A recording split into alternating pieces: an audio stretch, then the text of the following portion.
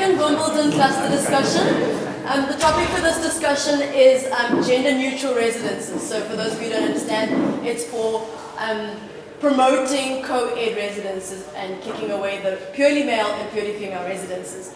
I'd just like to introduce our panelists for today. We have Regat Pretorius from Eendracht, and we have Matthew Swanberg from Triple L. I'd just like to make it known that they are here purely for the discussion and their stances do not represent their institutions. So yeah, you can kind of separate their institutions and themselves. Then the bathrooms are straight down and to your left, and then Linda, our cluster convener, will just direct you from there on. And then we'll open, this is the structure of the panel. We will ask questions. The first two questions are directed straight to the panelists and won't be open to the floor. Then thereafter, I will open questions to the floor, after which there will be two rounds. First round, I'll take three hands. I'll give the panelists an opportunity to answer to those 3 hands. Second round, I'll take another 3 hands. Then after that, we're closed and we'll move on to the next question. Okay, if everyone's ready, and without further ado, we'll start our first question. Okay, can you briefly outline the issue of gender equality or gender inequality in Stellenbosch? Okay, I'm going to try and just say that there definitely is a problem on campus due to the fact that there are more ladies' residences than men's residences, and more ladies' PSOs than men's PSOs which are actively involved. So what this creates is a problem between, like when you walk in here as a first year, already your residence has this idea that if you're in a women's residence, that they had to pursue the men's residences to get someone to UL or to Moet Stellenbosch with. So that creates this problem that girls have to think that they are less equal or inferior or something to the men because now they have to do the chasing work. I think that is purely because of the fact that there is an inequality in the amount of residences or women's and men's residences on campus. So I think that's one of the main issues that we have on campus, is that people, or between genders, there's this difference in how important people feel or how important they see themselves. Now I don't think that the easiest way of solving this is to just sort of scratch everything and make everyone the same, but we'll get to that later. So I think, yeah, that's pretty much the main problem for me. I think that there's this inequality due to that. And then just another, I think, side note that will come up later is that there's a definite disparity between how strong a group, like the old boys club and the old girls club of residences are, and the economic benefits that you can draw from that. Now, I don't know why this disparity is there, because there are more ladies' residences, more ladies residents who graduate and come have a degree and then do a career and whatever, and they just don't invest back. So I don't know what the idea is or why that inequality exists. I think those are two structural things that sort of come from a big issue. Look, what we first have to look at is, in terms of campus, the fact that Stellenbosch University and Stellenbosch campus specifically, this sort of what's often called main campus, is what would be classified as hypergender. In as far as it is very obvious to distinguish between the absolute majority of cisgender, i.e. male, female members on campus. There's a very small group of ambiguous students walking around, far less than on many other campuses that we see in the country. And what we see in terms of the residences that are segregated along gender lines is this structural segregation is basically perpetuating a status quo that already exists in South Africa. And that status quo, whether it's in the cultural activities that people engage in, whether it's the sporting activities that people engage in, which come to a head in social work, it ends up being a desperate attempt to sort of pair people off. But what you see in having the structural segregation effectively, something that happens in high schools all across the country, especially in our main feeder schools, is that you perpetuate the inequalities in terms of socioeconomic access, which is largely determined by network access, We allow for the classification of violence by men against women as a woman's issue, and that's not something that's tackled, because what you basically have is you have a situation where the two genders aren't being socialized. And when they are, it's under highly constructed and short-term, basically sort of meet and greet sessions rather than extended and sort of continuous contact with each other in the non-physical sense. Now, the other issue is, as part of this, and something that Eckhart touched on, is what this sort of manifests in. And when you have the segregation, what we see is it further perpetuates the increased sexualization of women on this campus, and not simply by men, often as a response by women of other women in an attempt to, whether it's to lure through the sort of efforts of spading, etc. So then the question for me, and why this is an issue, comes up, and I think this is a major issue, is so what? It's the status quo in South Africa, it's the status quo in most world media, it's, if you look at most movies, it's the way things are. And why is this an issue, and why should we be looking at the structural implications of our residence policy when we look at gender equality on this campus? And the simple answer is because it's simply not good enough for an institution such as ourselves to say that it's okay to just live with it. If we identify that there is inequality caused by the structural imposition of these policies, we need to address it in order to try and make it right, because it's not good enough just to go, well, nobody else is doing anything about it. If we know that there is a gender bias coming into this university, and that the structures perpetuate that gender bias, and in actual fact accentuate it, we need to do something in terms of systemic intervention to change it. And one of the few places where we can actually do that is through the residence placement policy, through co-ed, or the making of more residences co-ed. And I think the reasons will be identified further. But that would be my reason for the sort of outline of the gender inequality situation. Okay. So keeping that in mind, then, does that affect the fact that there are, or does that the fact that there are more women's reses than males reses affect the way men and women interact on campus, and how? Of course. I think okay, let's start with this. So you've got a situation where right up until the point that students arrive on this campus, frighteningly many, when the time they leave here, still think that way, but we'll get on to that. The idea that for many women that it's their job in life to be the mother, to be the wife, to take the subservient role in a family. And I'm not saying that as an attack on any religion or anything like that, I don't mean it as that. But that is their purpose. And when you get there, and when you then structure interaction between men and women, because all of the other things are catered for largely within your residential group, whether it be PSO or your residence, because your cultural activities are almost exclusively gender sort of singular. Sporting activities, because we don't, boys and girls don't play sport together, and etc., etc. So in the end, the only way we interact is through social events, often where alcohol is involved. And now what you need to do is prevent yourself from being left on the shelf, because at the back of every single girl's mind who's raised in sort of standard status quo South Africa is a degree of that niggling thing of being left on the shelf, because that's what society says they need to be worried about. Obviously, there are exceptions, but there is that subconscious little thing.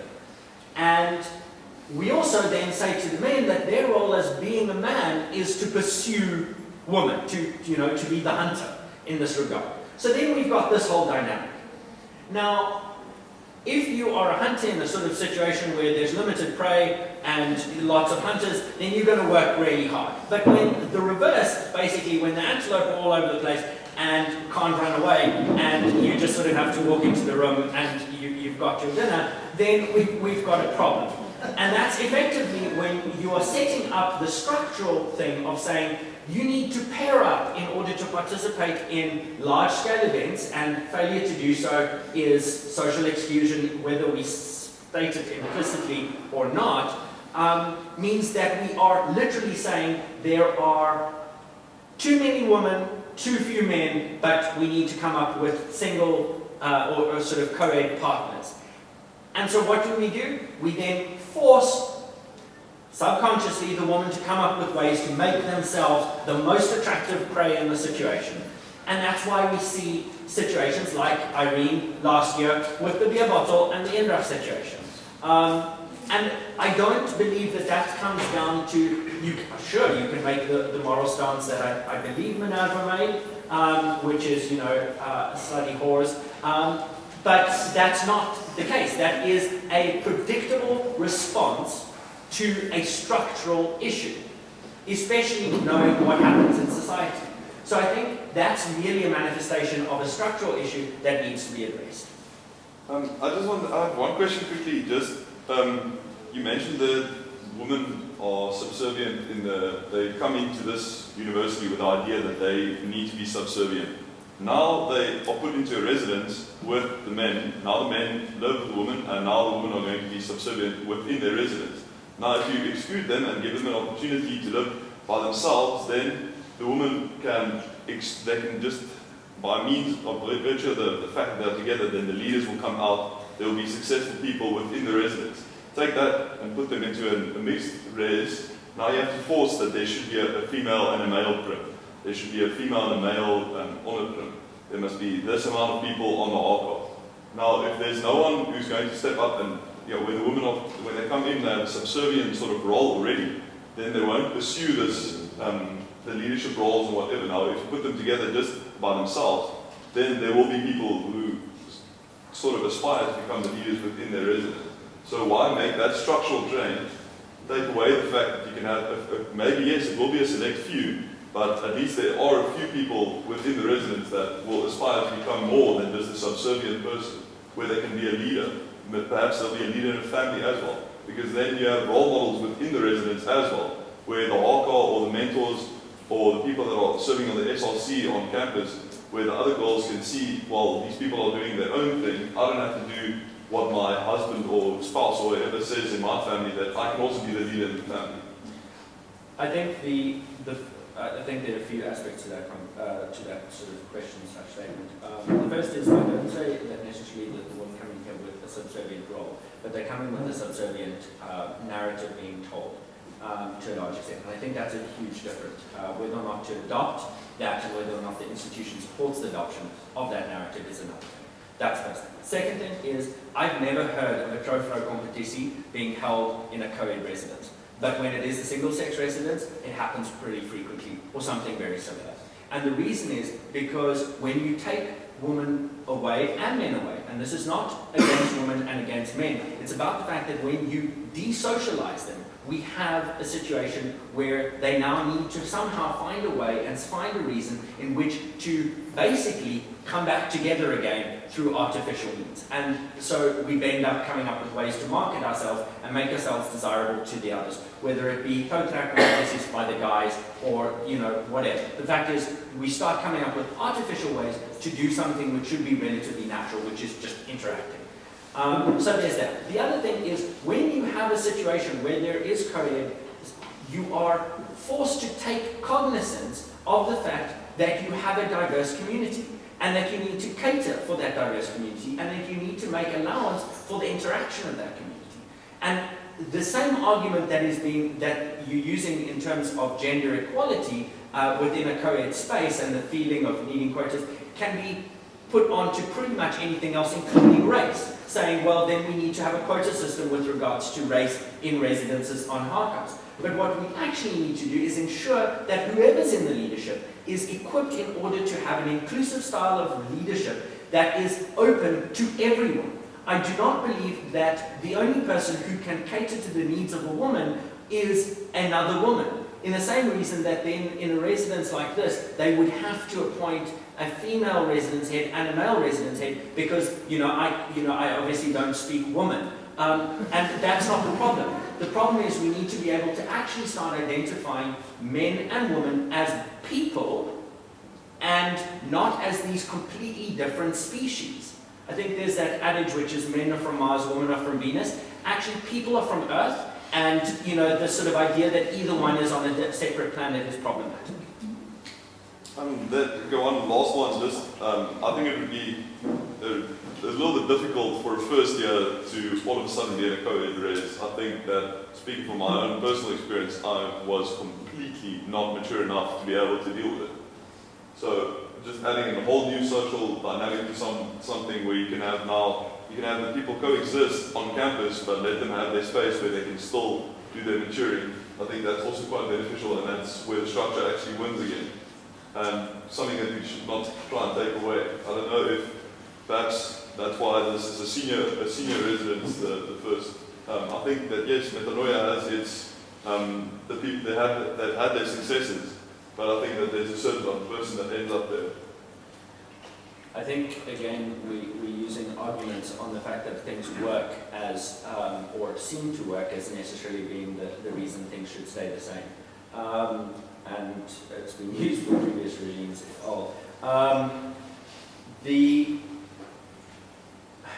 The idea that men and women who come into university are not mature enough in order to live around the other gender, and that obviously is simplifying the fact that there are only two genders, which we know are the case, makes very little allowance for the person's ability to grow. And if you're not able at 18 or 19 when you arrive here to adapt quickly to the environment which is going to be both genders, when are you going to? When are you going to actually realize that you aren't living in a world which is just male or just female, and that you need to engage with both? In actual fact, why is it that we can put small children, like toddlers, in a co-ed space? We can put primary school kids, but at a certain point, when puberty strikes, suddenly you become this freak of nature that can't actually come into contact with the other gender.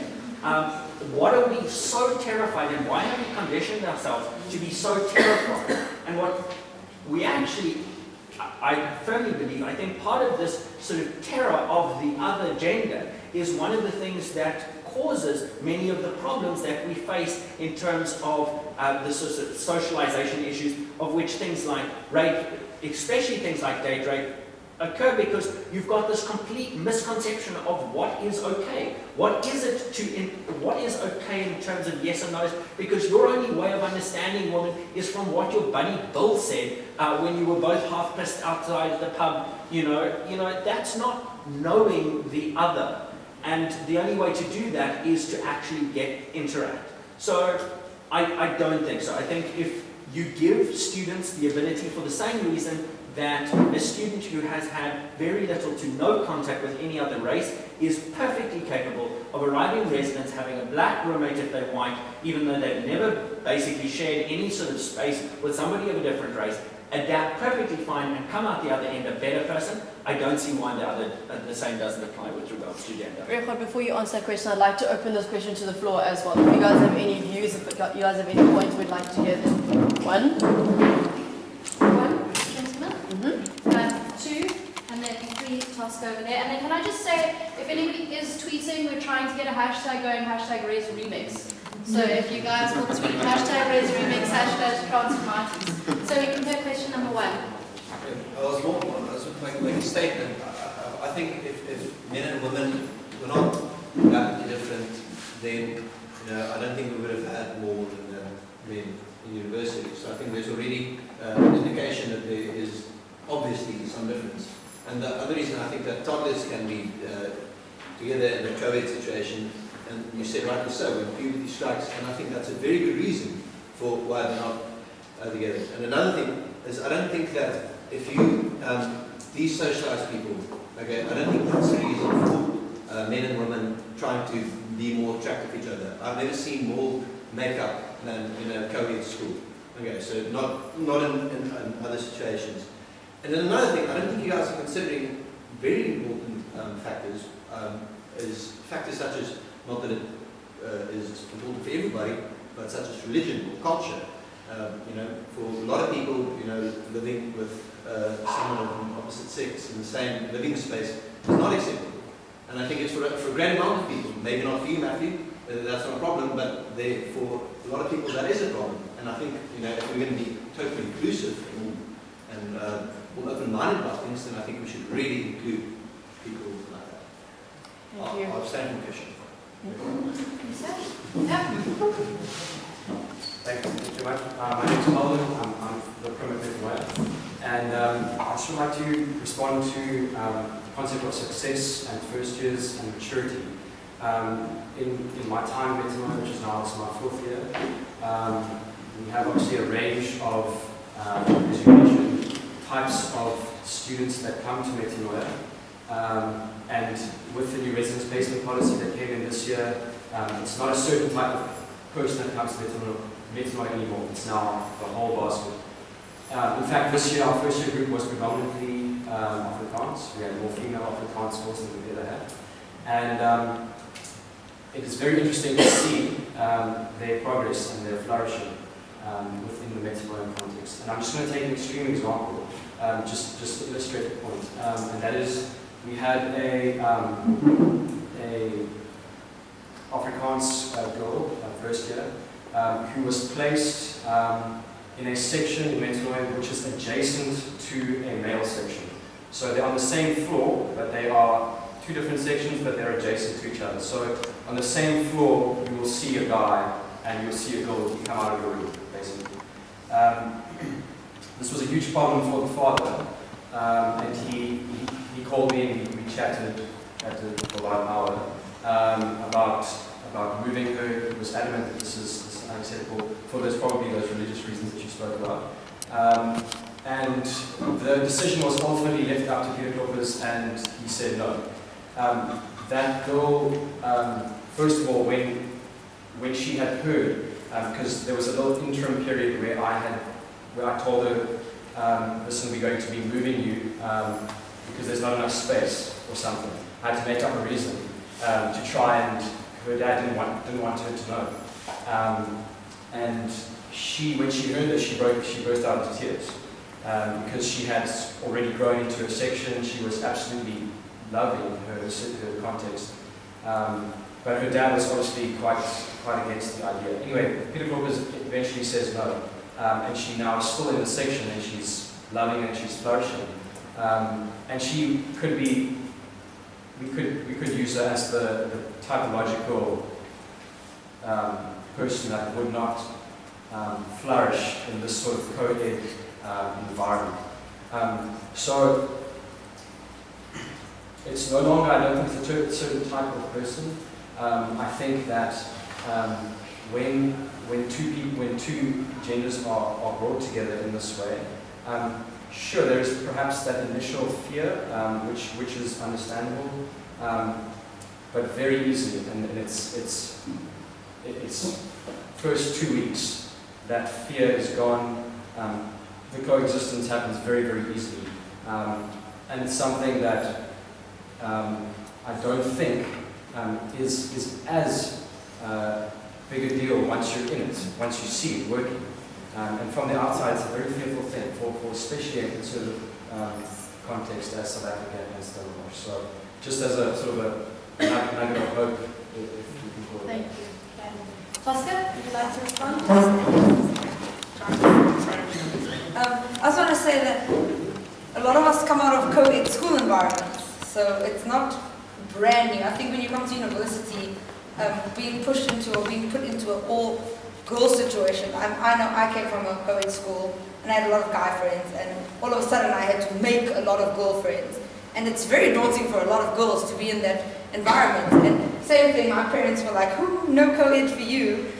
So I had to go into an all-girls school, all-girls res. And I think that more people experience that than people experience, I can't be in a mixed environment. And I think a lot of the time the refusal of a mixed environment comes from parents, comes from culture, and comes from rather social environment, like, oh, my mom won't let it, my dad won't let it. But most of the time, I think once you're 18, 19, 20, some people have taken enough gap years to come into university and have enough life experience.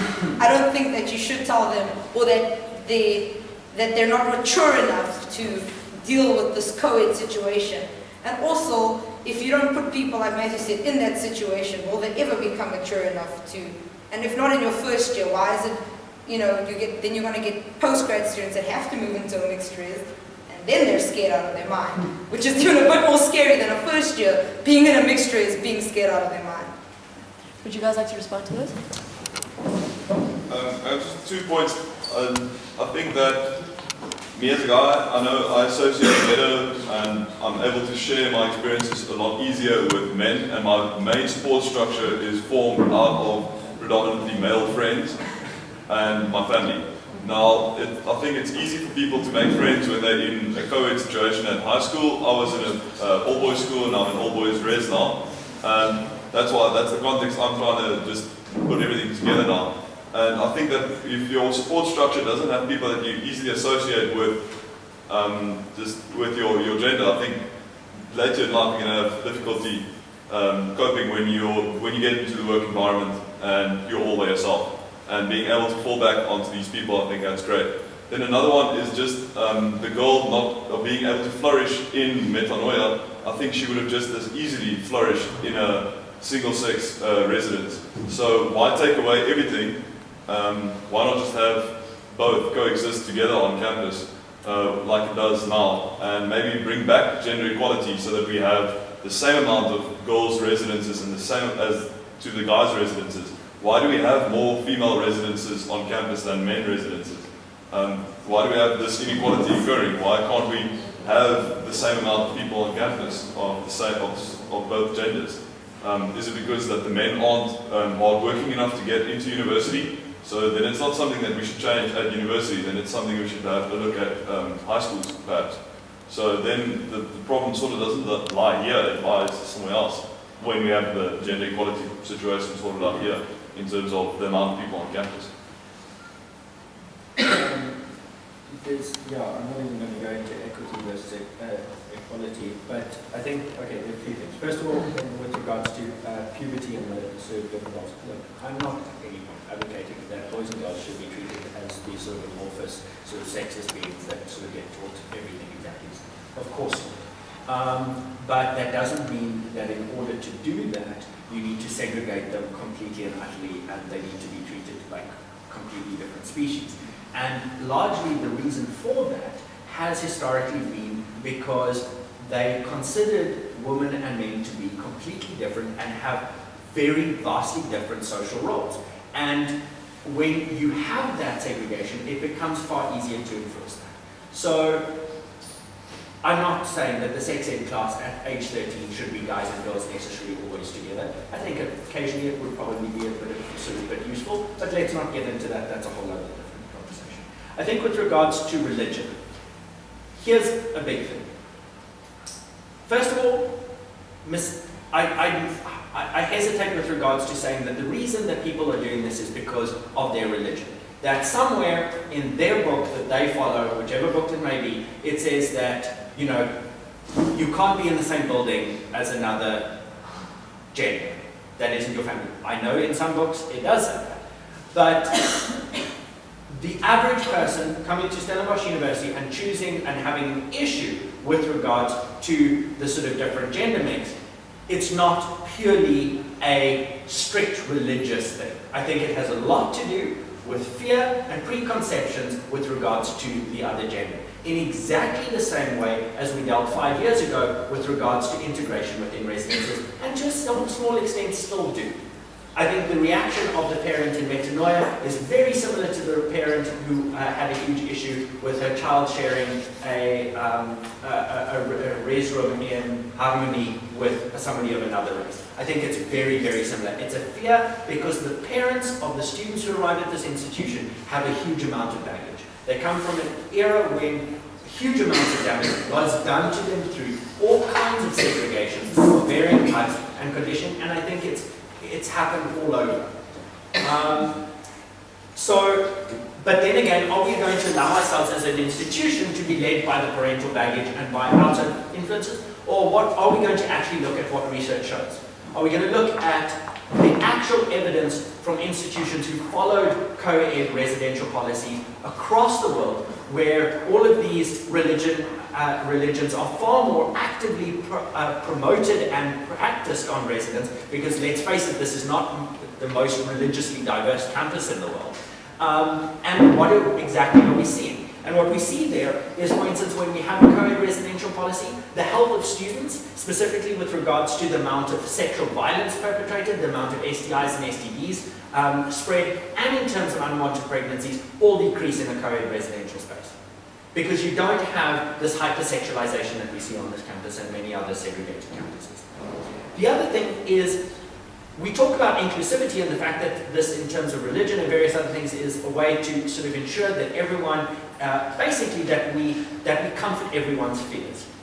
And that's effectively how I see it. But there's another problem for me, is that having co-ed resident or single-sex residents, male and female, implies that those are the only two options at Stellenbosch University. If you aren't male or you aren't female, we don't have a resident space for you. And if, as an institution, we are truly and actively committed to inclusivity, we need to recognize that in terms of genders, there's a whole spectrum out there. And we need to be inclusive to all of them. If you've got a trans male to female student, which residence do they go into? How are you catering for those students? What is the dignity that you are imposing with communal showers in a single-sex residence? Or are you going to follow the brute sort of response of, "Ah man, it's a guy, he must just not deal with it," because guys are like strong that way and they can man up?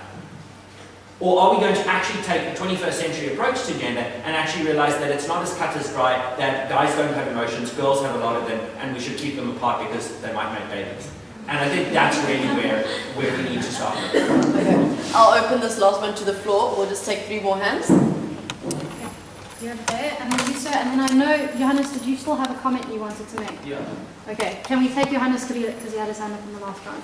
So 1, 2, and then 3. I just want to ask 2 questions. Like, I'm from a co-ed school, and it was a lot of fun and stuff like that.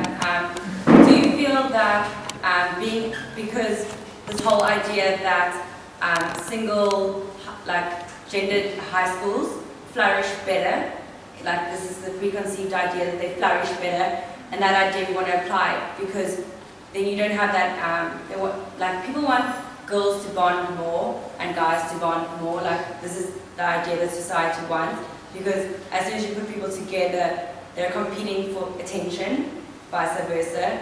I think that's also a conceived idea that's going around, that as soon as you put girls and guys together, girls are going to compete for guys' attention and guys for girls, and then there isn't inclusivity between just females and just males. There's already groups. I don't know. Your comment? Okay, yeah, it's more like a statement here. Personally, I agree with the mixed race, mixed word, all that stuff. I think it's a great idea, but personally, if I had to come out of high school, if I was 18 now, I know I would have screwed it up tremendously. I was not mature enough, and I don't think most people coming out of high school fresh is not mature enough to do that. However, both you guys, according to me, have some valid points. Firstly, I think you're sitting the pot completely regarding parents. If my father decided I'm not going into mixed race, it's he's paying the 40 grand per year, it's his decision, it's not mine. If I pay the 40 grand up front, yes, that is my decision, I can do that. But parents at the moment, if they say no, it's a no, so don't stress that. And then as well, Matthew, you said it can be a choice, and that's brilliant. Why have just mixed race or just male and female? Not every child or person, adult, wants to be mixed race. I like the fact I would have gone mixed race, but I know certain people would not have gone there. Certain conservative people would have been like, no, I need to be in all female, I need to be all male. So why not make a choice? You can always have your traditional male and female, and you can then have your new age mixed things. Why not have both? Why do you have to force something on a person? Just have it how it's always been. It's quite decent. You can always build more hostels. There's always place for more people and a place to study. But you don't. There's also traditions to keep up. You don't have to everything new age. You can phase things out, but you also have to remember your past, where you come from. Thank you. Johannes? Yes, my question is actually now largely been asked, but I'm going to ask it nevertheless. While I largely agree with the whole argument that was raised, I also feel at the same time it would be quite paternalist to say we're going to force everyone into mixed residence. So definitely the key there is to have choice. So in Stellenbosch, obviously, we don't have enough mixed residence. So as to my knowledge, whereas we only like undergrad mixed residence. So obviously, golf and stuff. So definitely we need more mixed residence, but surely the choice should remain open, because otherwise it would be a very kind of paternalist attitude to kind of force people into a certain to take the choice away from them. So that's my point. Thank you. We'll now move on to the third question, but I think it's already been answered with this previous question, so we'll move on to the fourth question. The ones directed at you, Rechad. What would happen if tomorrow the university decreed that Eendracht was also to be a co-ed residence effective and immediately? Okay, less serious point. I think there would be a lot of partying happening at Eendracht because we have open showers, so that would be welcome. But then on a more serious note, there would be 15 students on campus which wouldn't be able to study anymore because of alumni bursaries not happening anymore because of the entire tradition being taken away. There's venture capitalist funds that would not exist, sport and culture funds of excess of 100,000 Rand which won't exist. Our HKAS would be shrunk by a ridiculous amount, and we would not be able to fund any of the events, activities, anything that we partake in on campus at all. So the residence would essentially become a flat block with women and men living together in rooms, sharing open showers, and a lot of the small traditions, a lot of the bigger traditions, everything like that would disappear. It would definitely make me sad, and I think there would be a couple of other oaks across the road, which would also be quite sad. So yeah, that's probably what would happen if we had to decree it right now. There would also be quite a few rumours that would be like, oh, but yeah, of course it's been co-ed residence for years now. But yeah, we'll ignore that last point. And Matthew? I think the answer and the concern that Gerhard's pointing out in terms of the loss of financial support and the sort of downfall of the economic networks that Eendracht built up, and that being exclusively tied to men, is exactly reinforcing the problem that you have in single-sex residences, is those networks become exclusive. And it's exactly that we really need to look at. Those are not, I really doubt you would have that argument raised if you asked, let's turn Minerva into a co-ed residence tomorrow. Because those economic networks, and I also will not accept the argument that the reason for it is men are better at it than sort of women. It's about the way in which our entire economic model and societal model has developed specifically at this institution and perpetuated by this institution for a number of different years. But I think I need to talk with regards to some of those points, because I think it touches on the idea of the decree, of this idea of the university forcing this. And the interesting thing is, if you close your eyes when somebody's talking about the idea of forcing this and whether or not someone is ready for it and whether or not it's a good thing to have diversity in terms of gender diversity, and you swap the idea of the term gender and you put in race, it's exactly the same discussion we had 10 years ago on this campus. It's exactly the same. That we're not ready, we can't force, if people are too conservative, if they don't want it, their background doesn't state it, their religion isn't happy with it, we shouldn't upset them by insisting that they wake up and join the 21st century as this institution sees it. And I think that's the big thing, is that as an institution, you do have a choice. You do have a choice whether or not you engage in the residence offering of this campus. And I think as an institution which has a huge amount of its funding from government and has an obligation with regards to the sort of a contribution to this country, perpetuating things purely based on not wanting to upset fears and concerns of people and not being willing to push the boundary is not an acceptable solution. It's not okay to say, because then we could have said exactly the same with regards to race. We could have said, you know what, it's just too hard to expect people to engage on racial basis, so let's keep some of our residences white and let's keep some of them black and some of them coloured, because you know what, it'll just be easier. It won't be as comfortable for people to engage, and that's just not okay. It's just simply not an acceptable answer to say that. And we have, as an institution, an obligation to actually lead. This is not a situation where you go into Pick and Pay and go, well, why aren't you stocking the type of yogurt that I want?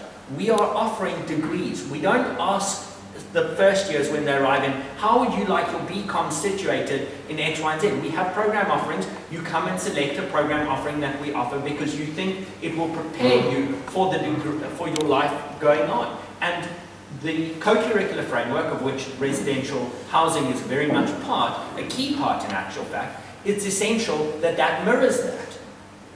I believe fully in student consultation. I believe that they should be partners. But the idea that just simply not to upset the parents is not a good enough answer. Because if we are really offering a 21st century relevant qualification, then the parents will be willing to forego and accept the fact that we didn't do the decision simply because, you know, Peter Klopper said so, but because it's actually based on a large amount of research and data from across the world, and B, that it's actually for the betterment and competitiveness of the students engaged in that offer. And frankly, with the amount of private accommodation available on campus, if you desperately want to be in a undiverse, sort of stimulating and sort of inclusive environment, by all means there are a number of flats that one is welcome to go and hire. So I think the idea that we should be scared of the financial networks suddenly disappearing is exactly the same reason as we've always used. I think if they are not resilient, I'm not necessarily sure we really want them. Can I open this up to the floor? We'll take 3 questions for the first round. 1 there, 2 over there, and then 3 over there. Ek wil net terugkom by die dis nou 'n bietjie laat, maar by volwassenheid ding. Ek was saam met Calvin, ek was 3 jaar met hom en ek was AK en ek was nou forum chair whatever by die kos het hierso. En ek was eerste jaar, I mean ons almal min in ons eerste jaar whatever. Maar ek dink as jy sê jy is nog nie volwasse om die eerste jaar nie. Jy gee eers jouself waarskynlik min krediet en tweedens jy stel dit uit. Want toe ek nou hier toe kom, dan mens kan 'n merkbare verskil sien tussen mense wat uit Waalfields en met 'n nooi uitkom, wat om hier aan te pas, hulle pas gemiddeld pas hulle baie makliker aan as byvoorbeeld iemand wat uit 'n manskos of dameskos uitkom. So ek dink om dit vroeër te doen is waarskynlik beter, want hulle gaan dit afval net later moet wys en I mean almal wat betrokke is ons wel met baie mense gedeel. So yeah. Just a question, when after this in your life will you be in a situation where you have to share a floor, a shower, a bathroom with people who aren't your close friends or family which are of a different gender? Maybe.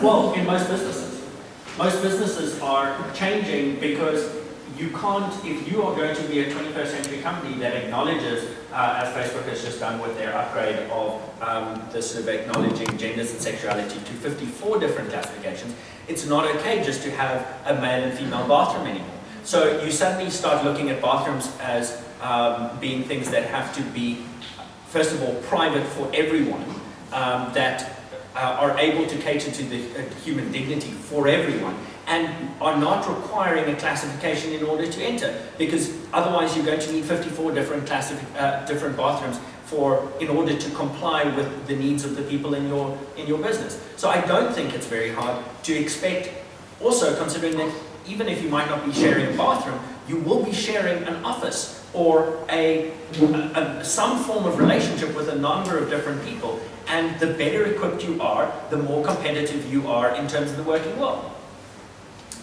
Just if I'm allowed to on that point, we already share classrooms and we do share smaller postgrad spaces, offices. We already have to interact and integrate. So I think that trying to force it down to the place where you live, to try and prepare you for something, for a freak situation which you won't encounter again, I think that's, I don't know, I don't see the value behind that. most of our parents share offices with people of another race, that doesn't actually mean they have a very sort of good sort of grasp of social and racial integration. Well,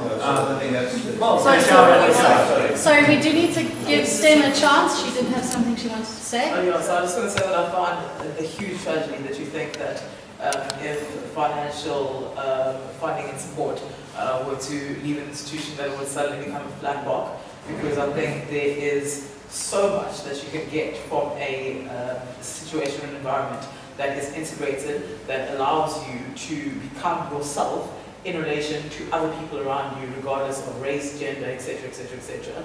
I think it's a huge tragedy that we have this conversation where there is this irrational fear of things that you do not know when you're educated. For me, it is the hugest tragedy. Also, when it comes to saying, oh, I'm uncomfortable, I've always grown up, I went to a guy school, I did this, that, and the other. The females that you are comfortable with is your mother, your sister, the people that you have lived with in close proximity to your whole life. So how do you plan on living with your wife one day? How do you plan on working with the boss, the CEO that is a female? I don't understand where these skills are suddenly going to appear from if you do not start doing them now in an environment where you can ask questions and interact and engage with people on critical things like this. Thank you. And then the last one was over there, Pedro. Yeah, I'm going to touch on the economic power and economic, the finance side. I think that is the real reason why this is happening. I think the immaturity issue is the one that's masking this, and I think that is such an unfounded statement, because if we can bring 18-year-old students into an environment where they can drink, they can drive, they can socialize in volatile environments, they can vote, and they can live privately in flats and govern their own finances, govern their own day-to-day lives, then surely they can live in a co-ed environment, in a governed residence. So I'm not even sure why the immaturity is a topic. Okay. Let's take a second round of questions and then we'll have the panelists. I saw, can we give someone a chance who hasn't had a chance yet, if that's alright? Over there, and then JD, and then is there a third hat? Okay, then it's yours. Okay, what I wanted to say is what Stem and Matthew were saying, but I just don't think that as young people we don't think often about how higher education institution like university has a responsibility for shaping societies. I think we come here, and especially at this university, a lot of people come here and they want to reenact what they want to have the same experiences that their parents want to have. And I know that this isn't the truth for everyone, but they want to live in a single-sex res and just sparkle and meet their husband. And I know I'm painting a very bad picture, but that's the majority of this campus. And then I think that, like Stem said, if we want to reflect if we want to reflect what we want society to be, then we have to be uncomfortable. We have to be uncomfortable here. I just think that it boggles my mind. I'm actually repeating what she says, but I just to emphasize, it boggles my mind that we are educated people getting a degree or getting a diploma or whatever we come here to do, and we are meant to lead society.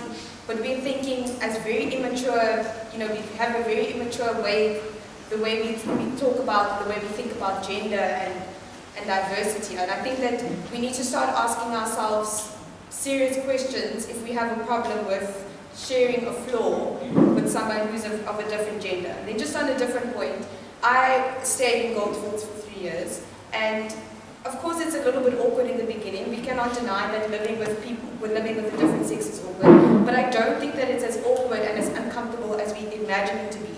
It's completely normal. It's completely normal, and I just think that we need to get that idea that it's, oh, I can't see someone in the towel, everyone's going to start having sex with each other. We need to get that idea out of our minds and just, start thinking differently on campus. Thank you. Jenny? I'm not quite sure. Anyway, what I'm trying to get to though is like when you say, I know this is not your personal view, thankfully, but also the view of many other people, that's why generalizing and all of that. Now, if we say Stellenbosch University, we're committed to a certain set of values, I think every house has a value equal or synonymous with respect or all of those fun, fuzzy words. Now, when we say respect, then surely we can say, I may not totally want to do this, but I understand that you also need a space, and I understand that Stellenbosch University stands for certain things, and we love the word inclusivity and all of that. Now, to touch on the money issue just very briefly once more, I don't quite understand why someone's wealth, back in the day, used to be in your res, and now has economic power, should weigh greater than the current inhabitants, because surely in the last 10 years we've moved towards this concept of values. Now, if those values are not entrenched when we say we believe in respect, then surely that house and that house committee should go look at that and go fix that. But more specifically, I come from a non-school, I come from a non-race school, I come from a one-race school basically, and I was shocked in Hustle when I had to shower with 2 other people who were rugby players. I was like, what's up with this? But I had to deal with that. My mom was like, Jono, shower at night. I was like, I will not be inconvenienced like that. So if I had to deal with the fact that I have to shower with people, and Goldfields have been doing this for so many years, 20 I think? Yeah, not since sure. 87. 87. And now we have Met Stellenbosch again about 5-7 years, 10 years. So I think that there's nothing more special about those first-year students than the first-year students in Indrag and Alsworth and everywhere else. So if you say that your values are your values and you can't live it out, I have a problem with that. So if you say that you don't want to live out your values, I'm fine with that. But let's not try and mask these things about my parents may be upset, because my parents were upset. Or the fact that someone may not give money and they may not give money. We're Stellenbosch. We're supposed to be better than this. And if we are supposed to be better than this, why can't we? And I'm sorry if you need to move out, go live in a private flat. But we're Stellenbosch, aren't we? Thank you. Panelists? Oh, sorry, was that the There was second one question? Sorry, one more. more. Sorry, yeah.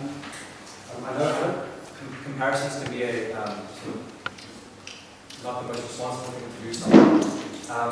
But when we look at the University of Stellenbosch in the context of South Africa, we get the sense that there is, to an extent, we are a little bit behind the whatever you want to call it.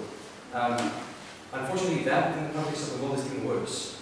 And if you do a quick little scan of universities around the world, I'm just going to name a few top institutions: Harvard University, Stanford University, Brown, Dartmouth, some of these Ivy League schools. All of these schools have co-ed. Most of their residents are all co-ed. And again, America is a different context, I understand that. But these are top institutions producing top research. And as a university within the context of South Africa, we are moving forward to be a great university. And when you look at the spectrum and you see universities that are the top universities in this world, and you see the kinds of things that they are doing, I get a little bit worried about my child. Do I really want to send my child to Stellenbosch if it's still going to be behind? I would like my child to go to Harvard, but if I want that, then he or she's going to have to be able to deal with the co-ed situation. And so it's, I'm making a comparison to maybe a different context, but there is something to say for top institutions and what top institutions are doing, which to a certain extent, South Africa, not even within a university situation, but in other areas, needs to be reflecting to some extent. Thank you. Panelists, if you guys want to... I don't know what time now do you want to include that with the last question? Whichever way you prefer. I think let's address it as part because I think it closes up nicely with regards to the last question. Okay. I was in the first year and second year in Singapore, and which is, as you know, a single-sex race, and I really enjoyed it. I thoroughly enjoyed my experience there, and that's despite the sort of rather large communal showers, which were that appealing. Anyway, so. And if I think about that, on one hand, I really like the idea of being able to say, look, that was a wonderful experience.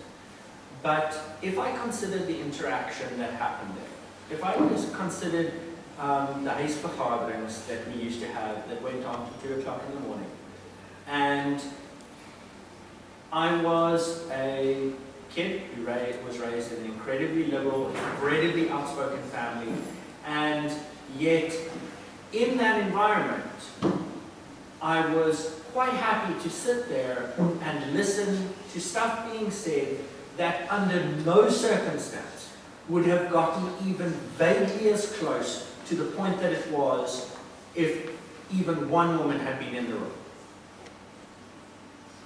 But that lack of a female presence in that room meant that the conversation could snowball to an extent and became sort of insulated, that community became so insulated in its maleness that stuff was said there that I remember very, very honestly to this day, word for word. 10 years on, I remember stuff that was said to us as part of the welcoming, word for word, and that I will not repeat on camera. And while I don't believe that it profoundly changed my opinion with regards to women or to men, I also know that I'm not the norm. I ended up as a resident's head, so obviously not. But the fact is, it did stick. And it wouldn't have existed had there been women in that space, because it would have been equalized. It wouldn't have, somebody would have gone, actually, what the hell are you saying? That is not even vaguely okay. But in that space, it was. Because you've got a completely artificial construct which allows for the perpetuation of complete and utter, weird, completely screwed up sort of narratives to start taking place. And the guys, reses, all actually know what I'm talking about, because you've all had those conversations around Bryce, or at least heard them take place. And that's exactly why co-ed residences need to exist on this campus. Because people are coming from unbelievably gender segregated communities, even within co-ed residences. The narrative that is existing within schools in this country, within the media in this country, is not conducive to a healthy community which is sort of co-ed. It's simply not. It's why the stuff that still gets said in the workplace is subject to all kinds of sexual harassment. It's why our parliamentarians are able to say things like calling Lindy Wemazaluka a T-girl, which is just absolutely crazy.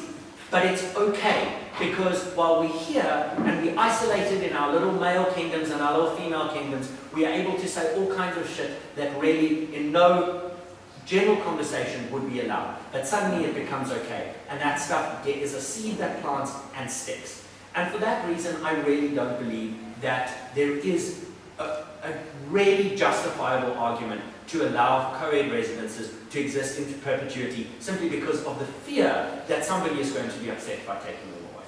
I think it would be for the betterment of every single resident who goes through a co-ed residential system, not only in terms of their own personal development, in terms of the overall health and stability of the community, but also in terms of the graduates that we put out in society. It would be well worth our while to investigate drastically changing the model, and very quickly. I know at Stellenbosch that's not going to happen, it's not going to happen quickly, but I think the idea that doing it would be to the detriment of the students on this campus and the students that will be on this campus in years to come is ludicrous, and I think it's short-sighted in its history, in the same way that the idea of racial inclusivity on this campus and the idea of not doing it for the benefit of our students is ludicrous now, as it hopefully was when it was proposed. That's it. Yeah, I'd like to end it off. I don't know, like, probably not end it off. We're going to have another round of questions probably. But yeah, Matthew, you've made a whole lot of really valid points tonight, and that's because you have experience in how to really fund a debate from your side. And I think that maybe if there was someone else in my position who could match you on that level of having an intellectual debate, I think the debate would have looked a lot different. Purely because maybe I was an inadequate person on that field. But I think that there's still a lot of value that can be taken away from the fact that single-sex residents have existed for an extended period of time, and that they have produced a lot of extremely intelligent, well-adapted people who fit into society, who can lead companies, who can lead families, on both sides of on both sides of the gender. And I think that yes, there will be inequality from Stellenbosch campus with regards to maybe there aren't as many female leaders and economic leaders coming from this campus than male leaders, and that's something that we should address. But that's probably something we could address by having the same amount of people on campus of both genders, and giving them equal opportunity. And trying to get the old girls clubs also supporting the residences like the old boys clubs do. so that we have a model that we can take from, because it works. The guys that come out of residences that have strong values, that try and live them out, don't have ridiculous arguments in huisvergaderings or round braais if they live there, if they live out their values and they believe they strongly stand by them. I'm not saying that my residence always does this, but I think that we've come a long way, even in the last 3 years that I've been there, where there has been a lot of changes on campus and there's a lot of change of thought that we've adapted to try and not be so hypersexualized or have this serious misconception that we're better than the girls' grades who's spading at us. And I think that we've come a long way already, and we should try and maybe not just take away all the good stuff and replace it with something that, yes, there's a lot of research that proposes that the mixed residences do work, but there's also a lot of evidence suggesting that the single-sex residences also work, because we have produced a lot of really successful, well-integrated people from this campus. That's the main reason I came to Stellenbosch, is because of the track record that they have. So, yeah. All right, thank you. I'd like to direct the next question just straight to the floor. What would happen if a male student applied to live in Sonop or Irene, or applied to take part in Aristia? Okay, we'll just make this a discussion, but we'll have a sequence of people. Okay, sure. Yeah. I'm going to take 2 people so that there's space for response. So you and then we'll see where it goes. Hi, I'm the Memoria of Aristia. My name is Ina. During MAT this year, we actually had 2 international boys partake in our program for a whole day. And the thing is, it didn't really bother anyone. Like, they were there, they partook. And I think the thing is, if a boy decided it wanted to partake in our activities during MAD, during the year, nobody would really care. Like, our haka would immediately scatter to make sure, you know, how the hell are we going to prepare? How are we going to include a male into our midst? Because we've only ever prepared things for girls, the way girls think, the way. And yes, we're the oldest ladies PSO on campus, and it would be sad and strange, but Peter Kloppert praises us a lot for the fact that we rarely ever complain about things. We adapt. And I think the reason for that is because we've been blessed with amazing people in our midst who are capable of adapting to this century and to, I don't know, just to change. Like, we like change and we like challenges. And so I don't imagine that it would be the end of our PSO or the end of the world for us if a boy decided to partake in our program. Thank you.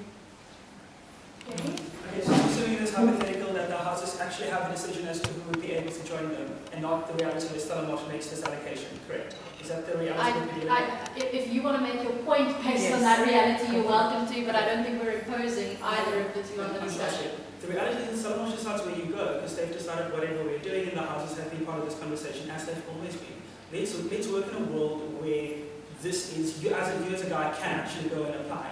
Now, I've just asked and whenever for Irene what their values are, some of them would be integrity, respect, and unity. And I think this also touches on what Recha said. They want to live out your values. And I think when you look at your values, I'm not sure what yours are, als Richters was or is broederskap, respect, and unity and trots. Now, you can obviously look at broederskap and go build a whole new, non-gender specific paradigm around that. Now, if you as a house say that your values are your key of what you are, that's an assumption you're making, then surely the gender of the person who happens to participate in what you do will not change that. Now, of course, that would affect the activities you do. So if you have a guy in RSDA, you may not have a dominant tier, but surely you can have a tier that is still in the same context, give the same outcomes that you want, but it's very much inclusive that a guy can also attend. Now, does that mean you have to have a beer piss up? Of course it doesn't mean that. Some girls may like that, some girls might not. But you know what? Whatever is a house decide, given what your value would be acceptable. Now, I think my question is just posing everyone right here is, do you live out your values or don't you? And if you don't, surely it makes sense that you can't adapt your activities to have the same outcome. But if you do, then you can adapt your activities, retaining your tradition because you have these outcomes which are important to you, which we understand. But if that means you can't have a pub crawl, to be honest, ladies residents also have pub crawls, and they get really, really fun and slightly raucous. So everyone can enjoy those. But how will that change what you do? Your activities may have to be, amended a touch. But how will that change fundamentally, which is the outcomes? The unity, the sense of we're in this together, the sense of we can change the world, and then we're a family. How would that change? Would it? Would it really? So, is there anyone on the floor? Is anyone responding? I just want to say, first of all, I appreciate that you think that RSK would be willing to adapt. I think it's a very good and a constructive view to have. But also at the same time, when it comes to adaptation, you're speaking about forcing things on the university because of the good way it's good, but at the same time, we're leaving out the fact that it needs to be a constructive and engaging conversation. And this is why we're saying that these kind of changes need to happen now, while you are in this kind of environment where you can engage and you can debate and you can change your opinion and begin to mold the kind of person that you're going to become that's going to make you glorious citizen of the world. So it's not to say that you're going to accept it without question, but ask your questions and make sure that you know what you come to the conclusion that you come to based on an informed process, whatever.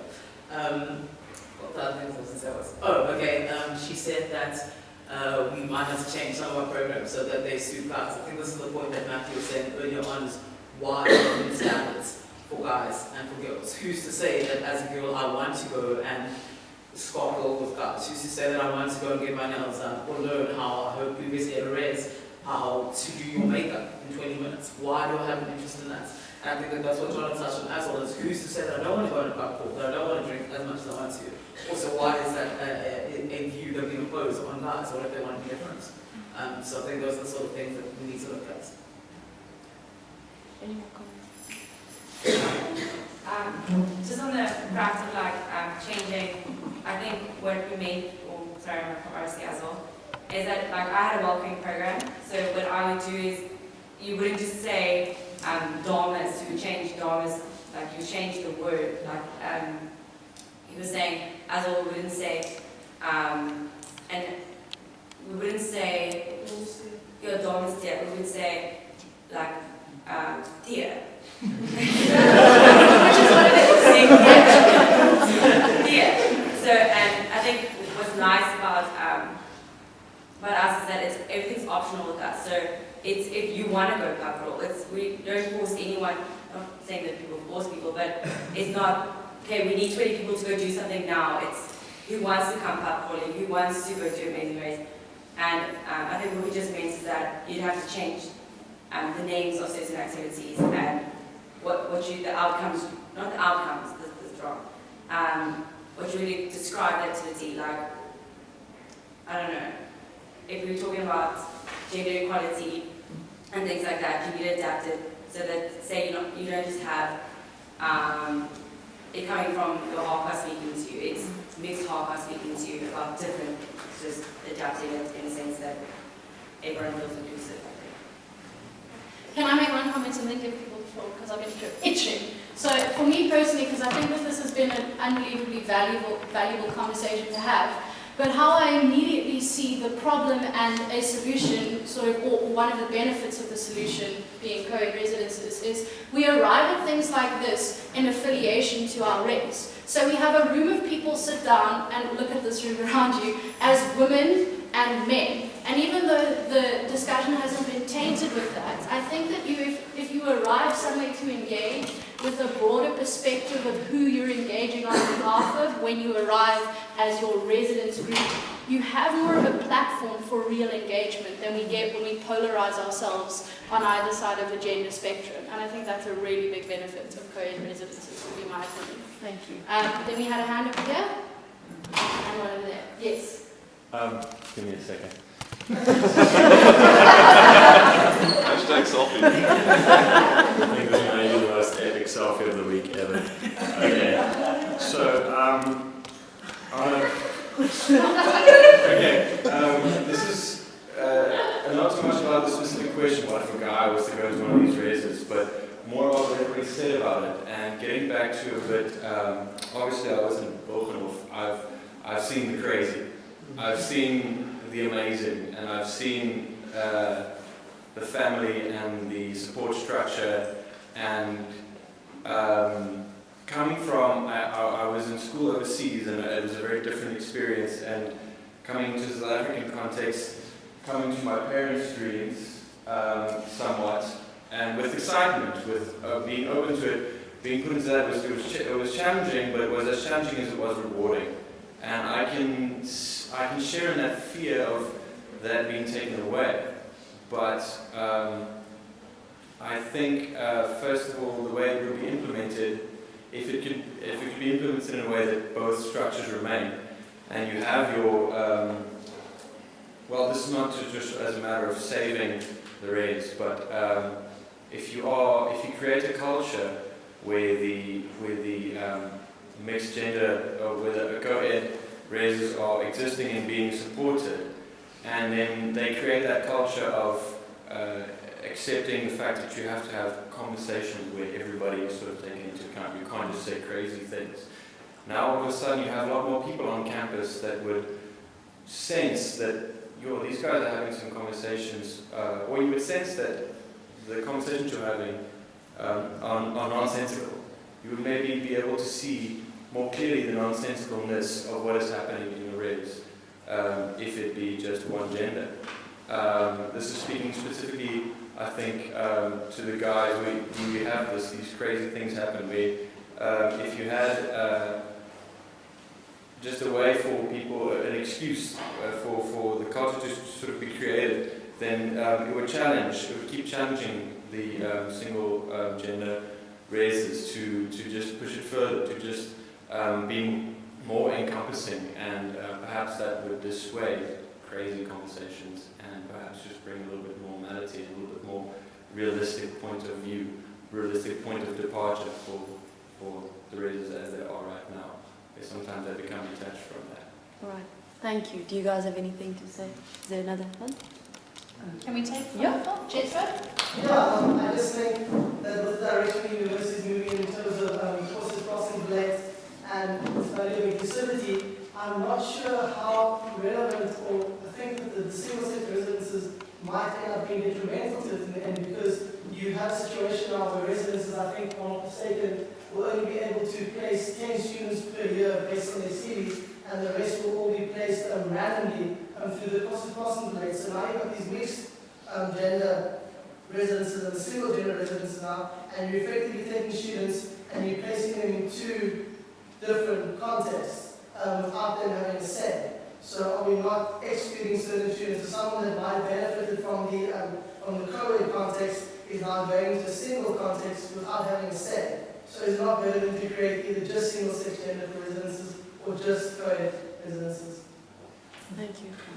Wouldn't you just like apply, say, and say you want to be in a mixed or co-ed residence, and then your applications would go to all, like, you vary between all the different co-eds, and then if you want to be in a single residence, you just apply for, say, girls' res, and then your application would be thrown around between them. Okay. This is going to be the last comment from the floor. Just a really quick comment. I'm not going to turn the camera around. To be honest, in the long run, I think it would be a stepping stone towards having everything just be co-ed. I mean, like, we had this conversation. Roof van Westhuizen was the in Wimbledon a few years back when I just was first at Willis, and he said, "Guys, think about this for a second. What if you would have sent your daughter to Wimbledon?" And that was very challenging. And if you would just let your mind run a bit, it might even be an exciting thought. Like, I know it's very, very challenging, but I mean, it can only if it brings it to the context of the top universities around the world, if you bring it to that level. But I mean, we're talking, it's Stellenbosch, it's going to take a while. This is going to be the final question from the floor. Sorry, it's not a question, it's just a comment. I think there's been a lot of praise about co-ed residences, and rightly so. But I'd just like to say that for every success story, there's things that co-ed residents don't get right. And there's co-ed residences are also struggling with how to deal with gender equality. In my residence, my old residence, Goldfields, we've only really had one female prim since 1987, and that also in itself is basic. We also have our own issues of gender equality, and so I think that in having this conversation, it's not if as we're discussing now that co-ed residences is the way forward. It doesn't mean that we're all gonna be hana, we're all gonna happy women, happy men. There's still a realm of conversation and thinking that still needs to happen. And even though we've been around since 1987, because we're in such an environment like Stellenbosch, and because of the, I would say the institutional culture, we don't even have gender equality. Okay, I think metanoia is a different example, and I think you can't compare the two. But for I just think that, yeah. That's what I wanted to say. Well, then in closing, I'd like to ask the panelists that can or will having more co-ed residences on campus actually solve this problem of gender inequality? If we could have very brief answers. Okay, I'm going to try at least.